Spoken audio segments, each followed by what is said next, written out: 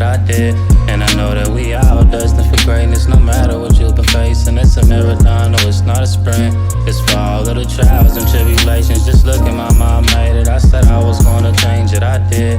And I know that we all destined for greatness, no matter what you've been facing. It's a marathon, no, it's not a sprint. Trying to change for the better, all my city, see the difference. From the mamas to the children, every one of us is gifted. It don't matter where you from or where you going, we all in it. Might as well spread the love instead of hating, just uplift. Good afternoon, the back community. Thank you, as always, for staying involved. Thank you for staying engaged. Today, I have a breath of fresh air in front of me, and I needed this brother on today. I did not know that I was going to need him on today, but I am so glad that we scheduled him for November 6th.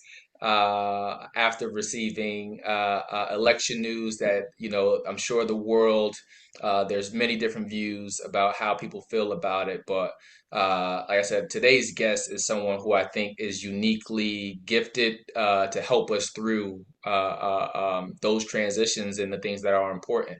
But today's guest on the back community is Phil Wilkerson III. I call him Ill Phil, but the reason why he's on the podcast today is because he's a man of positivity. Since I've known this brother, he's also a member of the same fraternity as me. So shout out to Alpha Phi Alpha Fraternity Incorporated.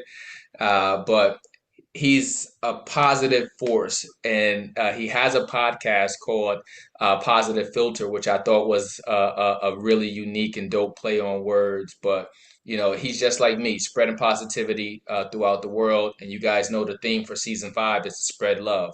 So with today's guest, we're going to continue to do exactly what we do every day and all day. We're going to spread love. But I want to formally thank Phil for being on the podcast, and welcome to the back community. Thank you, Brother Hughes. A lot of people say being a positive person is at an absence of, having feelings, right? And toxic positivity. And I would say to that person that being optimistic, hopeful is not dismissive of the adversity that others face in the world.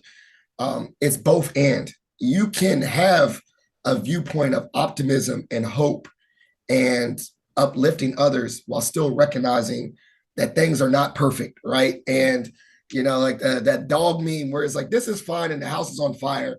You don't have to be that far, right? You can be like, man, this house is on fire. But you can also, I've learned over time with training my mind and thinking about journaling. I have my journal right here, and thinking about the messages and the agency that I have, that it could be both and, not one or the other. You could be someone of hope and optimism while still recognizing that things are not perfect and there's work to be done. And so I like to tell people like that. I have bad days. I like to call myself the Prince of Positivity, but I be flipping out on my kids like everyone else. I be getting frustrated. I'm not always smiling, but I also actively choose to think about like, how am I portraying myself to others outside in the world? How am I talking to myself in my own head? How am I looking at the world through a lens that things can get better? And that's just the way I want to live life.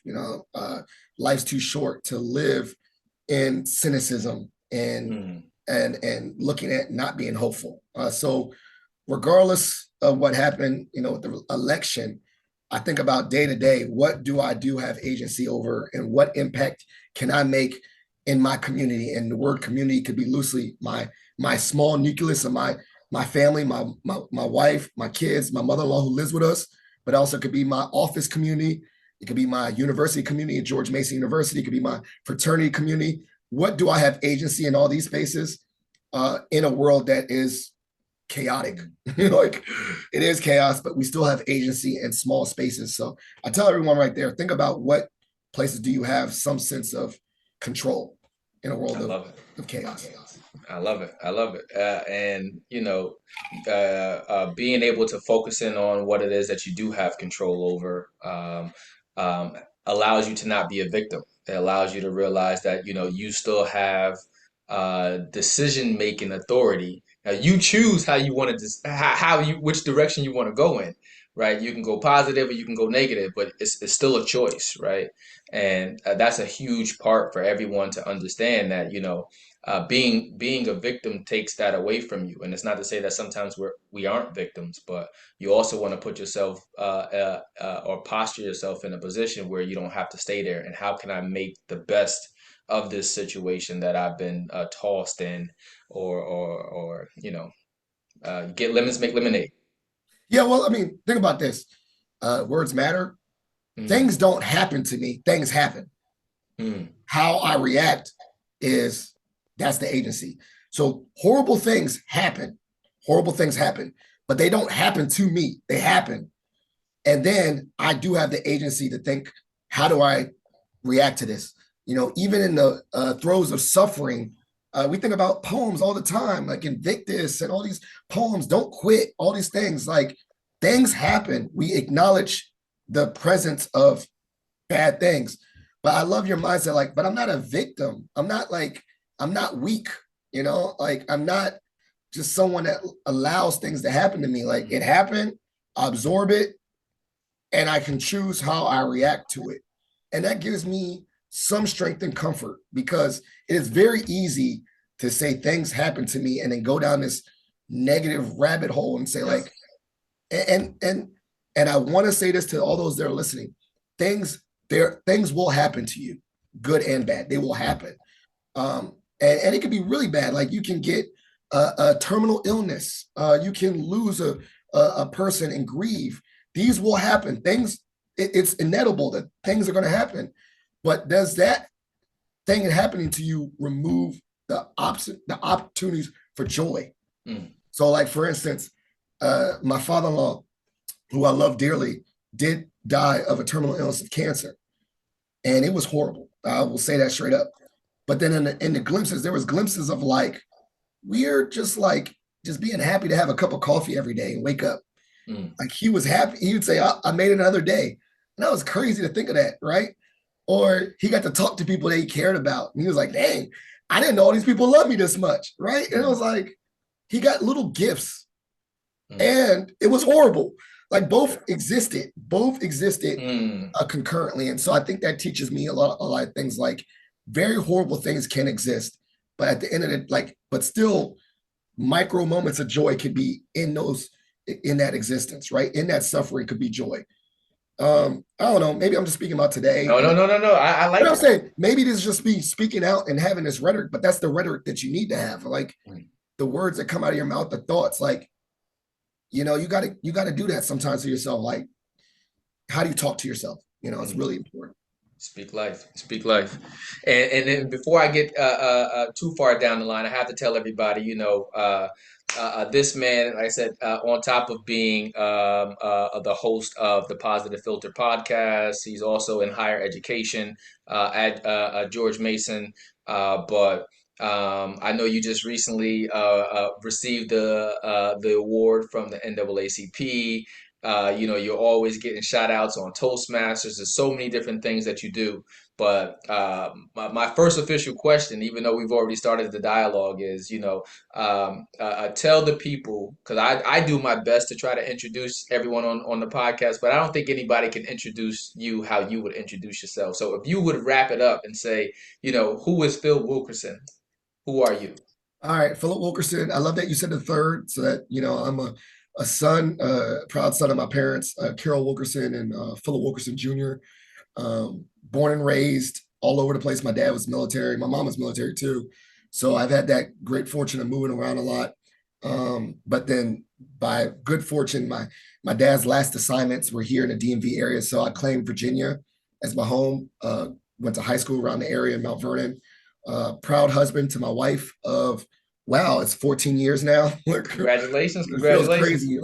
But I've known her over half my life. We've been dating since we were 18 years old and whatnot. Have two wonderful children, Bennett and Miles. I live with my mother-in-law, intergenerational house. Proud member of Alpha Phi Alpha Fraternity Incorporated. And, someone that works in higher ed. I really enjoy the space I'm in, the opportunities to mentor. So I am also the advisor for the NAACP here at George Mason, as well as the the Alpha chapter here, the faculty advisor for Iota Alpha. And so I think one of the things I'd like to leave off is that I remember growing up wanting to be a person of impact in the education space. And I remember a gentleman, his name was Art Dean. And if you were a Black student at James Madison, you knew Art Dean. He supported Black students. And so I told myself down the line, I wanted to be the Art Dean of George Mason. And so hopefully I'm living out that, where if you're a Black and brown student at George Mason, I've positively impacted you and, made your life and your experience at that university better. And so, I don't know. I love it. And you're the unofficial mayor, right? Unofficial. How many sips of coffee is it to date? How many sips? Okay, right now, the Sip Club, shout out to the Mason Dining. I'm at 115. Okay. About 3 a day. And I say unofficial mayor, I was going to tell you, this is something I thought about. That when people think of that title that I gave myself, they think of it came from a place of narcissism and arrogance. But I'll be honest, it came from a place of like speaking to myself and confidence building, right? Like I was like, man, what does a mayor do? The mayor is connected. He know everybody. The mayor is public. The mayor is comfortable doing public speaking. So I felt like I made up this persona to give me confidence. So for those out there, it did not come from a place like, oh, I'm the best. It came from a place of like, almost like Superman. I wanted to put on an invisible cape and say, like, if I was this unofficial mayor, how would I navigate this space? I'll walk in every room with confidence. I'll be able to talk to everybody. I'll be confident in my speech and a good public speaker. So I kind of made that up as a way to like give myself, juice. So make up your own title. People say the alias and stuff. I got multiple. I got the Prince of Positivity, because I want to say if I'm a positive person. I got the unofficial mayor, Mason. I got Ill Phil. I give you can give yourself these titles, and it's a way to put on that invisible cape and give yourself confidence. Make your own, make yourself a superhero. How about the title? If wants to take my title, they can. Ooh, okay, all right. So if you want to take the challenge. Yeah, if you want to take the title, I said anyone that wants to be the unofficial mayor of Mason, we have to have a trivia off. Who knows more about George Mason? And I will succeed my title if you beat me. Okay. Listen, I happen to mentor, as you know, a young man there at George Mason. So shout out to my guy, Saul. So I probably had to tell him, I said he needs to get up for the challenge, up for this challenge. Yeah. But listen, one of those titles that you have, I really do want to talk about, and that's Trailblazer, right? It's a word that we do hear of, and we hear people throw around. But as the 2024 recipient of the Trailblazer Award from the NAACP, what does having that title mean to you? How did that come about? I think it's for the Fauquier County. So shout out to Fauquier County's NAACP. And I was their keynote speaker. Honestly, I'll be honest. I didn't do anything special in a sense that if I shared in my speech, I was just a vehicle to help the students. The GMU chapter of the NAACP was going to fold summer of 2019 unless they had an advisor. And two young ladies, Dominique Dowling, Shelby Adams, and Monet Ballard, so three young ladies, reached out to me via email and said that they needed an advisor. And I just say yes, like I said, being a support to the students, and they did everything. And so, I don't take full credit. The credit was that I was a supportive vehicle for them to actually make a change. And sometimes that's all it needs. Like, to be honest, those students did all the work. They did all the accolades. They did all the stuff and the impact and the work on campus. I was just someone that didn't say no to be their advisor and support them and sign off on stuff, sign on, when they want to use the money for, as an advisor, if they had to go to a conference, I had to sign off on it. So I was just a vehicle and not a gatekeeper of their efforts. So for me to say I'm a trailblazer, I think the only thing I did really trail was supporting people that are making actions, that, the real change agents. And so I guess I got the award for that. And I think about most of the times, most of the gifts and accolades and support that I've received is not through the efforts of myself, but through the efforts of others and supporting others. And thus I get recognized for supporting other people. So I give a lot of credit to them for that. And like I said, just not saying no and being helpful. I think that I was given the Trailblazer Award for service to others and not for myself. So I think that's what it really is. That is the mere definition of it, Phil, by itself, right? One, thank you for humbly accepting your award, but being able, when it comes to mentoring other people or coaching other people, you'll realize that oftentimes people say they don't do those things because they don't have the time, right? Or they don't know how they will mix that into jobs, families, all of these other things. But like you said, what you uniquely did was you didn't say no. You didn't say no to those students who needed you, and that uniquely positioned you to be exactly where you needed to be used. So, and you do it effortlessly, you do it time after time, which is why you continue to show up for other people in that space. And I do want to say this too, that sometimes people think that highlighting other people doesn't make space for you to be highlighted. And I found that to be the complete opposite. I think that it makes it a lot easier for you to be highlighted when you're highlighting other people and where you're working with other people. You're helping them to bring their visions to fruition, right? And that's what it sounds like to me that you do day in and day out. Just being that positive force, just being that real force that says, "Hey, I got good days, I got bad days. Today's a good day. Today's a bad day. This is how I'm handling it because I still got to get through the day." So you're a trailblazer in every sense of the word, and I'm letting you know that.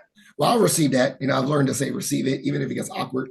I hate it when they read my bio. When they read my bio, I was like, please stop reading this joke. I was like, I thought they was going to edit it, but they kept on talking. And I was like, I sent you like the rough draft of my bio.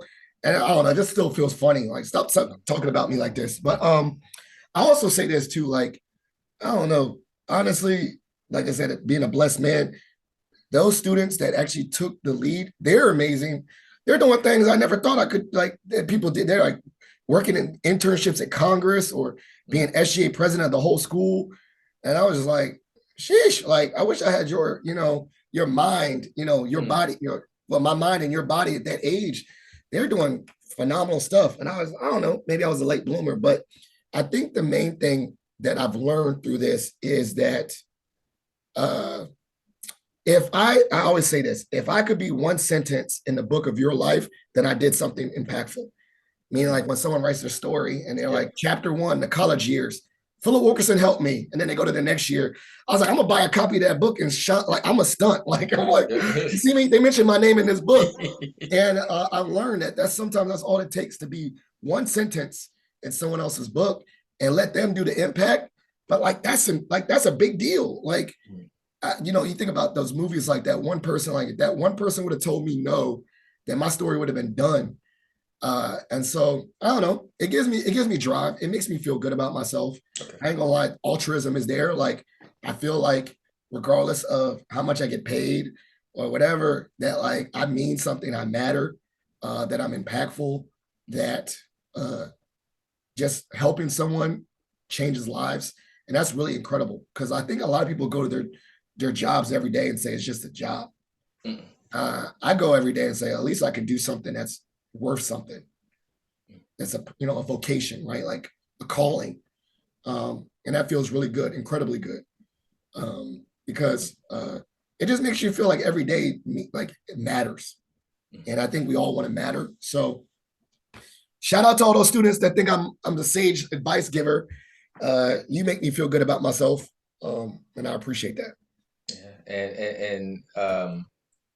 You use the word altruistic, right? The unselfish regard for the needs and interests of others, right? So remember that you can always shine for everyone that's listening while still highlighting others, right? It's not going to be your season every season, but it can always be a season to give an encouraging word to someone else to help them through their seasons. And when it's your season, right, people will cheer you on as well. And that's one of the beauties of life. Like I think like when we get mature enough to accept that everything isn't supposed to be happy, everything isn't supposed to be going for us in our favor or so positive, right? But how do you balance both of those? How do I, when it's happy season, maintain that happiness and keep a level head? And when it's bad season, how do I still say, hey, I'm gonna keep a level head as I climb back up? And that's a huge part of it. And a lot of it has to do with mindset, right? Mhm. Preparing ourselves to position ourselves to deal with the good things and the bad things, but to consistently attack it the same way. Yeah, I think also the misconception notion is that happy means euphoric. And Mm. so I'm actually doing a study. We're doing a study about like explicating like what is happiness. It's a concept that's, very like hard to like touch and tangible, right? Like you can't really measure happiness somewhat. But what you realize is that like it's like the overall well-being that, it's a spectrum that uh to say you're happy does not mean joy every day, right? Gotcha. Some people can define happiness as having, like I said, purpose at work and vocation and a serenity or peace, right, within themselves. That could be happiness. There could be spikes of euphoria, like the best day ever when you get married. That could be a form of happiness. It also could be the lowest point where like you're just grateful to have breath in your lungs at the lowest point. That could be happiness, right? And so we're really going to study that and what people think about it. But as I've like studied or read books, I read this one book I got right now called How to Happy. Mm. But you read about it, like I said, you'll learn that in a spectrum, it's that one, you did say it's a mindset, and two, you understand that there's no permanence to this, right? It's a spectrum. I do this random exercise sometimes too with others. I always say with my wife, like, where are we on a scale of 1 to 10? Where are we? And like 0 is like, yo, we about to get divorced. Like, our marriage is done. 10 is my wedding day. It was the best day ever. Euphoria. Mm. We're not going to be a 10 or that's wedding day. As long as we ride in that 7 or 8, I'm good. That's we got kids, we got bills, we struggles. We're 7 or 8. And that's like a real stoic way. You can make your own metrics. But I always ask people to make that own, like, how you feeling today? Are you, 1 through 10, like 0, like, 1 is like, I need to call emergency services. 10, you riding high, checking in with yourself. I've been as low as a 3 or 4 one time. 3 or, I'd be on like real depression and whatever. I don't think I've ever hit like a 2. Like I never said this is it for me. But I've been really low, but also like understanding that spectrum. So where you ask me for where I'm at right now, I say I'm riding a 7 or 8. Good, 7 or 8. And I think that's Solid. just solid, right? Like I'm happy in the present. I'm good. And that's an arbitrary number for those out there listening. Play this exercise with yourself, make your own scale, but really check in with yourself. Where you at? Where do you feel you're at? Self-assessment, self-awareness. That's a great exercise. I love it. And do it with a partner. Talk about where you are with a partner in relationships. That's also good to check in with each other, because a lot of times people don't consistently say they don't check in, and before you know it, they're like, I was never happy. I was never happy for like 10 years. We should get So where'd that come from? Yeah, like that. Where'd that come from? Where you could have been like, let's check in. Where we at today? Okay, we're not doing well. Let's communicate better. Let's work on it. Constantly checking in with each other, I think, could alleviate a lot. And also understanding that like a lot of people have this like this social media view of marriage that they're gonna be on 10 all the time. Yeah, you probably like one time, like, I can't stand my spouse right now. We at a 5 right now, but I love her still, but I just need some, leave me alone. Facts. But you understand that like it's the long game. This marriage is long. Relationships are long, that you just need to check in with each other. You'll get back. I tell people, if you're not in a good space, communicate. You'll get back to that 7 or 8, but you got to check in before you keep on going downward. Yeah. The end of season 4, we had a relationship and marriage counselor on, and what you just said was spot on, right? Successful couples and relationships are intentional about making time for one another. And my wife and I, we've been together for 12 years now, 10 years married. And, on the calendar is going to be date night. On the calendar is going to be check-in, right? And, you got to be intentional about how you use your time, especially when you have a desired result. And then also, like I said, like sometimes someone takes a bet, like I'm not doing well, and the other person's doing well in the same marriage. Like what can we do to get the person that's not doing well up? And or we ebbs and flows. Like I'm going back to school, and find it like my decisions are now our decisions, right? Like we had to sacrifice together, and so like I think that's just like I said, that's marriage, and I think that's also like understanding that it's not permanent and it's long. Like it's the long game, right? Marathon. Like hopefully I'll be 80 years old, we still riding and happy and making fun of each other. You know what I'm saying? Like, but yeah, there's no permanence in all that stuff. Day by day, for real. Okay. And as a man who has a lot of different things on his plate, I have to ask you, how do you maintain a healthy work-life balance? Look. No. You already was laughing before I even got it out. I'm trash right now. Okay. One thing that I did, and this is like, I got to keep it real with myself, is I wrote down all the roles I have in my life. And I looked at that list and it was overwhelming. And I'm working on trimming that list. And like I said, it's once again, self-awareness.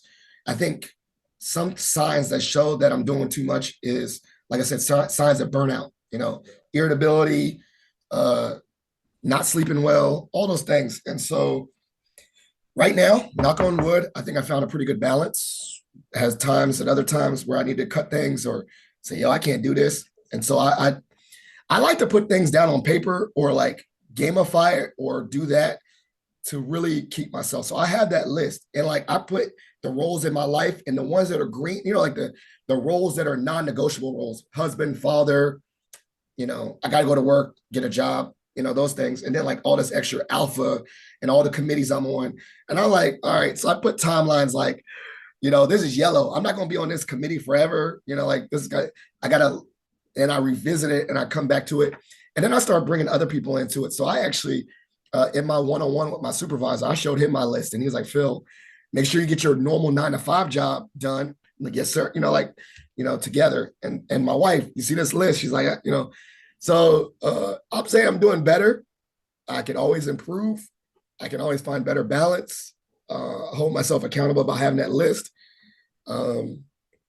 I hope to do better next year. That's one of my goals. I've trimmed a lot, and I've gone to a better place of saying no to things that are not filling me up no more. So that's another part of my list too, is like, do I get any purpose or that mattering out of it? Sometimes it's no, I'm gonna let it go. Okay. So like, yeah, that list is crazy though. I do too much. Well, that's going to lead me to probably my most beneficial question out of all 5 seasons that I love to ask the guests, because it hits everybody else differently. But if you were to describe success, Phil, how would you describe success for you? I think I'm gonna go back to that. It's not tangible. It's not based on titles. It's not based on tangible things like money or car. I think success means that like you set a goal, you obtained it. Now, I think that also understand that success is a benchmark or goalpost that's always changing, meaning like you might hit it and then you set the next. I don't think you ever completely finish and say I'm successful. I think it's a lifelong process. I think even the most successful people want more. And sometimes that more is like the next part, like, okay, I did it. Now, how do I, have you ever met like someone that was really good at obtaining their own individual success? And then now their next goal is like, how do I coach other people? And that's my measure of success.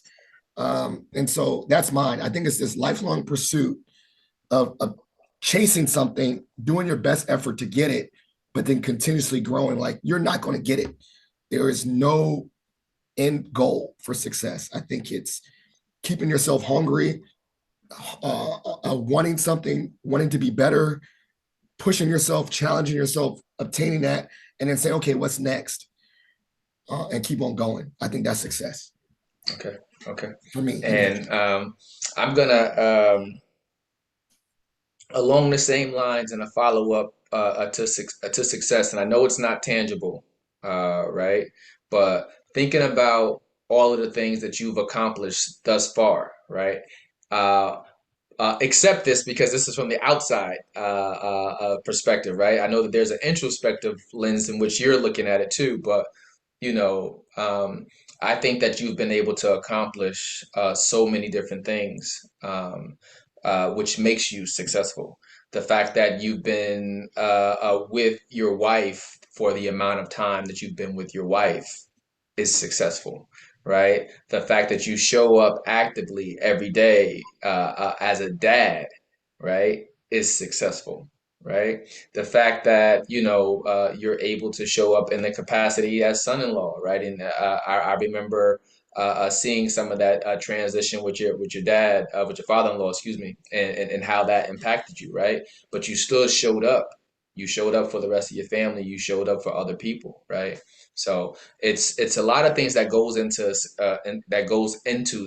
success, but I think that we also have to be able to pull out our own wins from success. So that's going to lead me to this next question. Thinking about everything that you've done so far in your life, what about your life are you most proud of?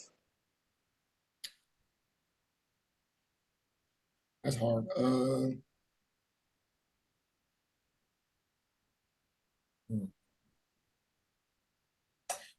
I'll say this. I think no matter what, I think I'm very proud of myself that even my sons look up to me. I think they'll say they do. Um, and that's really important to me. You know, my sons both gifted in different ways. I think that the fact that I was part of creating these two little people that I think are going to do amazing things makes me pretty cool, makes it pretty proud. So I think a lot of my success is wrapped. I said this. I said that I think all the work that I'm doing is still for them in a sense that um, what you call it, the Legacy. social capital that I'm building is creating a better life for them.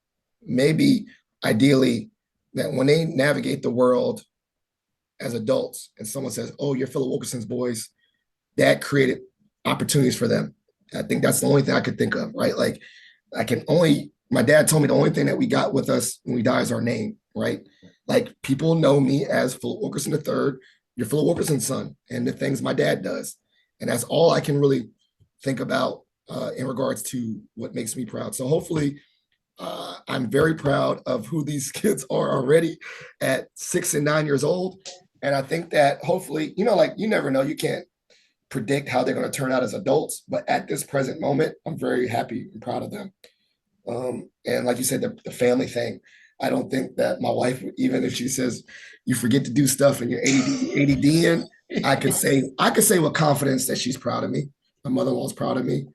That makes me happy. The people that are around me are proud of me. Those are proud things. It's funny. I'll get an award, and that day my wife will still make fun of how my pants got ripped down the middle. You know what I'm saying? And both, like I said, both can exist. Both someone can be incredibly proud of you and keep you accountable and make fun of you. That's the joy of being with someone that allows you to be yourself. And the same thing with my boys. They're like, "Daddy, you got a tummy." I'm like, "Come on, man, we ain't gonna talk about my tummy like this." But then they love me, give me hugs. You know what I'm saying? So like, I'm proud of that. I'm happy.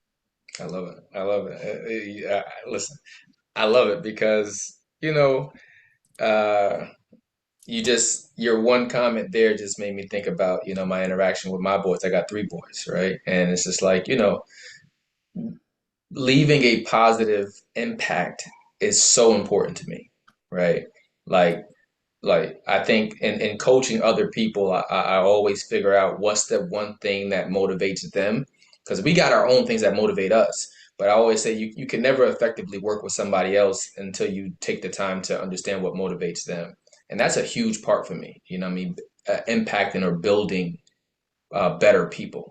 And it starts with my own kids. So hearing you just say that, because my kids say it all the time, like, Dad, you got a belly. Be like, I do, but guess what? I'm happy. I'm happy, right? And, and I love spending time. So Yeah, spending time with them, or like I'm still stronger than you. facts. Yeah, I'll still do that. No, whatever. Well, I got a job. We got money, like But I also think about the investment of like, I really truly believe when I picture, I have dreams about my kids all the time. They're gonna do way better than me. And that just like the fact that I got that going makes me like proud. Like, here's a funny story. I remember that I was going through a hard time. I said one class at a time, but I was like, man, I'm not even gonna register for classes this semester for this PhD recently. And I was like, man, I'm tired. And my son said, Dad, aren't you gonna? Mom, he heard us. He's listening. The boy's nosy. Facts. He's like, you're not gonna register for class? Like, I thought you want to be a doctor. What kind of example that set for me? I'm like, yikes! 9 years old, I registered for class that night for the class on Monday. You know what I'm saying? And I was thinking about that. I was like, that boy is so smart. He motivated me. Like, just my being, just my existence, and navigating this is an example to someone. That's crazy. Like, think about that. Like, just the fact that he checked me like that and said, like, then he writes his goals and told me all his dreams and how he's going to be smart and go to Ivy League. I don't know what he'd be talking. Maybe they're having dreams. I'm like, all right, that's it. Like, I get up and I have to do it. I have to show up because, someone's looking up to me. That's impactful. That's crazy. Yeah, it's the positive peer pressure. A lot of positive peer pressure. Listen, and it's even better because our kids become our conscience, and it'd be like, okay, I got it. Thank you. Yeah, thank you. Well, let me see. I want to take you through this fun exercise before I let you get out of here, right? I always think that the older we get, the harder it is to display our childlike sides, right? And, so I do a segment on here called Rapid Fire, which is just 60 seconds. No questions that are going to get you in trouble or anything like that. But I think it helps us to dissect or peel back some of the layers of who we are as people, right? So are you ready to indulge with me on a 60-second round of Rapid Fire? Let's go. All right. First question is, if you had to choose your favorite sneaker, what would it be? Jordans ones. Okay. If you had to choose your favorite season. And 11s. Sorry. And 11s. So two. Okay. Yeah, all right. I like the Jordan 11s and I like the ones. Okay. You can't go wrong with the Concords. So you got to. That's what I'm saying. I like both of those. Okay. All right. If you had a favorite season, or what would be your favorite season of the year? Summer. I like the sun being. I like the days being longer. I like the sun. I like the sunlight. Winter's hard. I like the summer. I like heat. Maybe late spring, summer, but summer ideally. Okay. If you had to choose your favorite sneak or snack, like you having a bad day, it's one of those days where you're not on that 7 or 8. You might be on a 4 or 5. You need a pick me upper. What's your snack that you run into? We're not saying bourbon. Okay. That could be the snack too. That could be the snack. A glass of bourbon. No. Also, like a real snack to eat. I like pistachios, but they're already shelled. My mother-in-law goes to Costco. She went to Costco and got a bag of pistachios that are unshelled already. I be crushing them things. Okay, that's the name. Mindless eating. Okay, all right. Let me see if you had to choose your favorite musical group, who would it be? Any genre. Hall & Oates. Say it again. Hall & Oates. Hall & Oates. Yeah. And secondly would be Fleetwood Mac. Okay. No reason why I'm on a kick right now, because I've been listening to a lot of Fleetwood Mac. My father-in-law gave me his records. My dad gave me his records. And ideally, they both have a copy of Rumors. And I love that album of the century. I love it. And Fleetwood Mac just gets me. I love Fleetwood Mac. as a group. You said group wise. Yep, group. Yeah. Yep, group. Let me see. And the last one for you would have to be if you were to choose out of all of the actors and actresses, who would be your favorite actor or actress To like play me in a movie or be in a movie to watch. to be in a movie to watch? If you want, you can add the latter part too. That's pretty cool. I haven't asked anybody that too. If there was somebody All right, who would play you. To watch. I like to watch. Sheesh, I don't know, man. That's so hard because I just like everybody. I like the genre. Let's just say Keanu Reeves. Man, he sounds cool. Like Okay. no one hates on Keanu. I like him. The Wick movies are pretty cool. To play me in a movie, someone goofy. I'm trying to think of a goofy person. You know the guy from the Get Out, the TSA guy. He's funny. Yes. Yeah. Okay. I think he would play me because he'd be funny and goofy and wear glasses. Him or Hannibal Barris. Okay. Because he's funny. He's just goofy. I like that meme when he goes whack like that. You know, like that one. That'd be him. But I like Keanu Reeves. I like his energy. And then I heard a story about how he's just nice to everybody when you meet him. Like, you know, like he's actually friendly when you meet him. And I love stories of celebrities or people that are approachable that like if you met them, they're just down to earth people. And if that's true, you know, whether that's the legend of Keanu Reeves, I would love to meet someone famous and be like, wow, that person's actually just nice. That's refreshing. So I love it. I love it. Well, listen, man, thank you for indulging me in a 60-second round of rapid fire. And in closing, I just have to say, you know, sometimes meeting the people who are our idols, like, you know, like, oh man, I want to meet this person. You know, sometimes it hurts. I won't say the person's name on here, but I once met one of my favorite rap artists at a concert in DC. And yo, I'm super stoked. Like I'm saying every word that this person is rapping about. I know he's probably like, who is this weirdo in the audience, right? But I get to meet him afterwards, and I'm telling him like, yo, man, since I was in middle school, right? Yo, your music has got me through or whatever, right?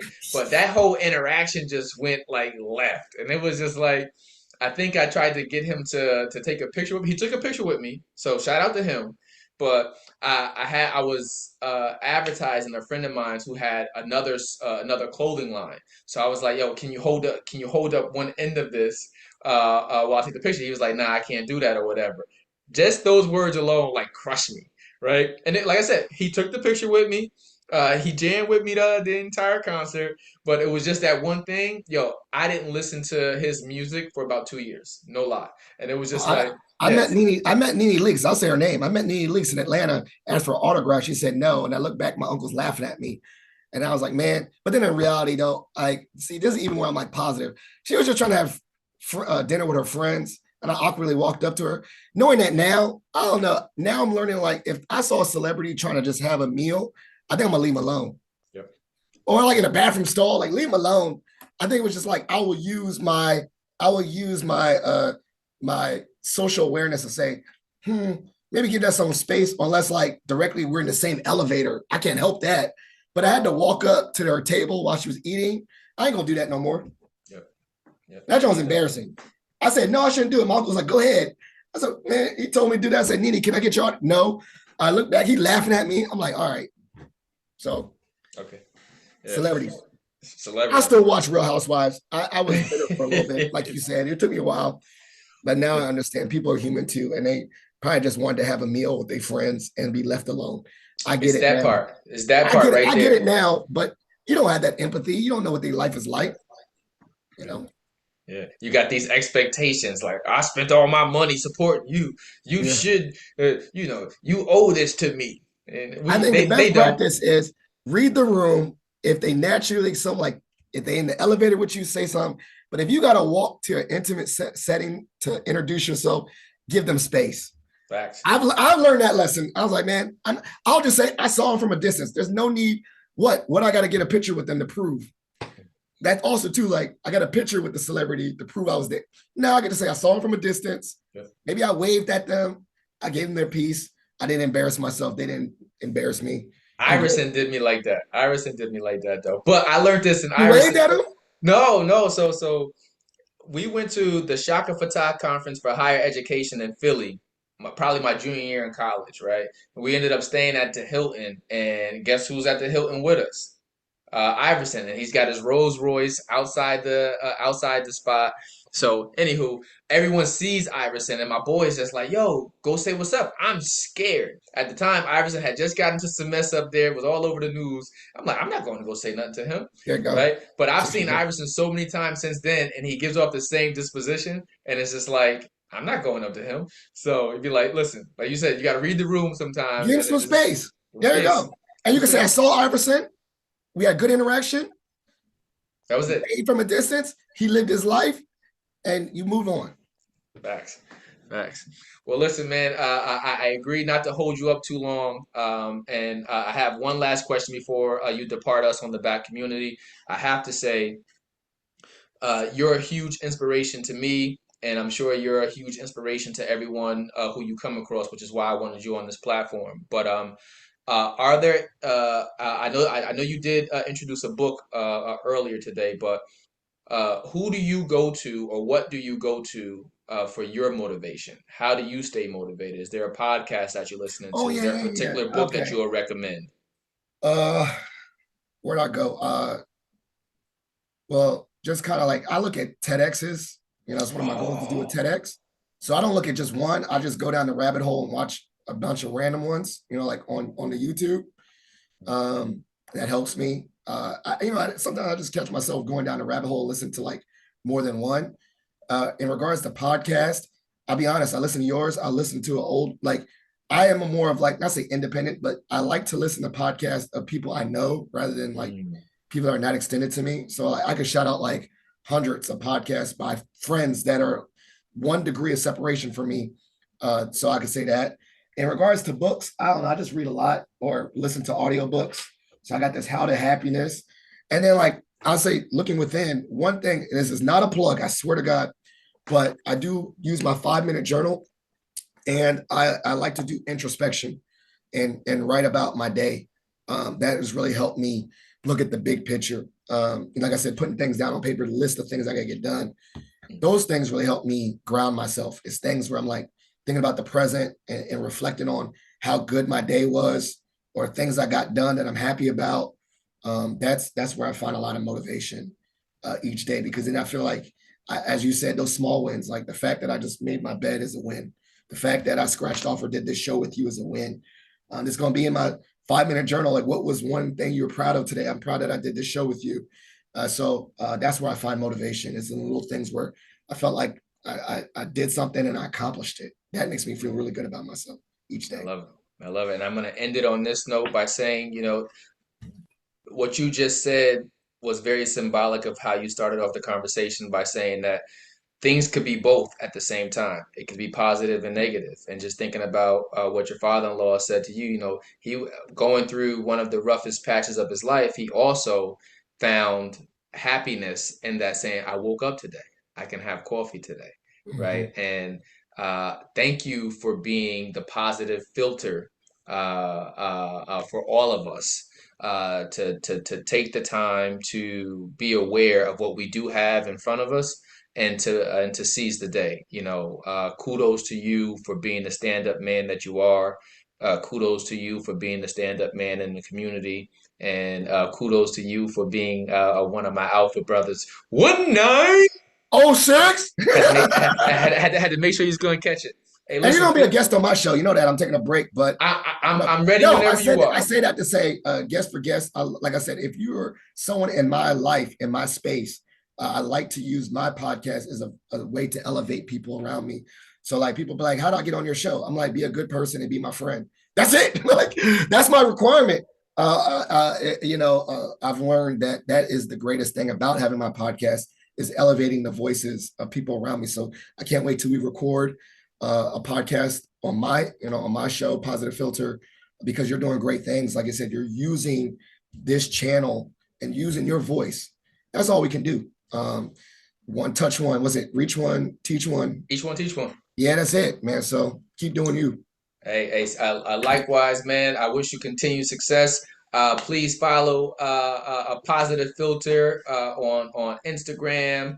What is it? Lil Phil. How do you say Phil it? Tell everybody how to find you. Just LinkedIn is Philip Wilkerson. I'm probably the only one. My dad doesn't use it.